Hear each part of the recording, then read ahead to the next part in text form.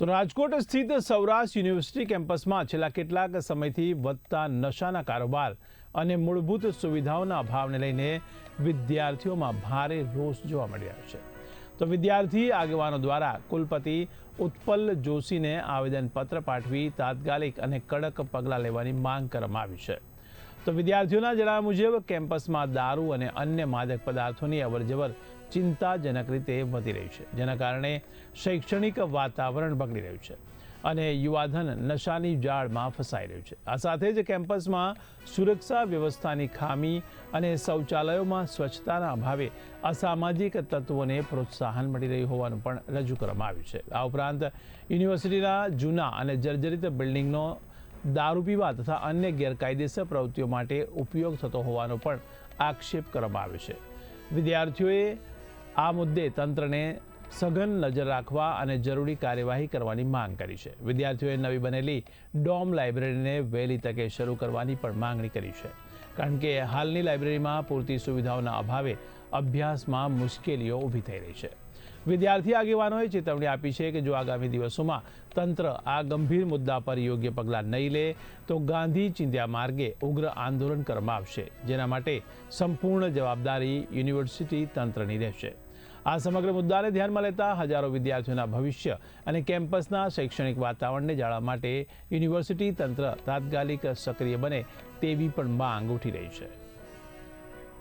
आज रोज NSUI जो कार्यक्रम હતો કે યુનિવર્સિટીની અંદર ખુલ્લેઆમ તમે આસપાસના વિસ્તારમાં જોવો તો દારૂ અને મહેફિલો રાતના સમયમાં થતી હોય છે, તો તેની રજૂઆત કરવા આજે રોજ અમે વીસી સરને કુલપતિશ્રીને આવ્યા હતા રજૂઆત કરવા। યુનિવર્સિટી હર હંમેશ પોતાની એક જ પ્રતિક્રિયા આપે છે કે મીઠી મીઠી વાતો કરીને મામલાને રફાદફા કરવાનો, અને આજ રોજ પણ જ્યારે અમે કુલપતિશ્રીને રજૂઆત કરવા આવ્યા તો કુલપતિશ્રી હર હંમેશની જેમ ફરતા જોવા મળ્યા અને અમારી રજૂઆત સાંભળવા માટે તે પોતાની જગ્યા પર હતા નહીં। આજ રોજ અમને એવું બહાનું આપવામાં આવ્યું કે સર મીટિંગમાં છે, પણ હર હંમેશ જ્યારે NSUI કોઈ પર રજૂઆત કરવા આવતા હોય છે તો કુલપતિશ્રી દ્વારા કોઈને કોઈ બહાના આપીને પોતાની જવાબદારી નિભાવવામાં આવતી નથી। સૌપ્રથમ તો યુનિવર્સિટી પોતાની સિક્યોરિટી માટે થઈને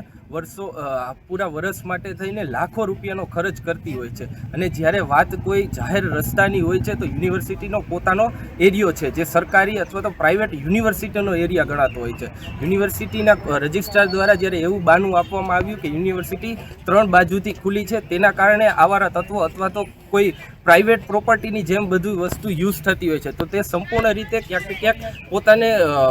જવાબદારીમાંથી છૂટવા માટેની વાત હોઈ શકે છે, કારણ કે યુનિવર્સિટીનો જે પોતાનો એરિયો છે ત્યાં તો તે કમસે કમ બેરિકેડ્સ લગાડીને અથવા તો સિક્યોરિટીને બેસાડીને પણ પોતાનું સિક્યોરિટીનું ધ્યાન રાખી શકે છે કે રાતના સમયમાં અથવા તો સાંજના સમયમાં જ્યારે યુનિવર્સિટી બંધ થતી હોય છે ત્યારે કોઈ પ્રાઇવેટ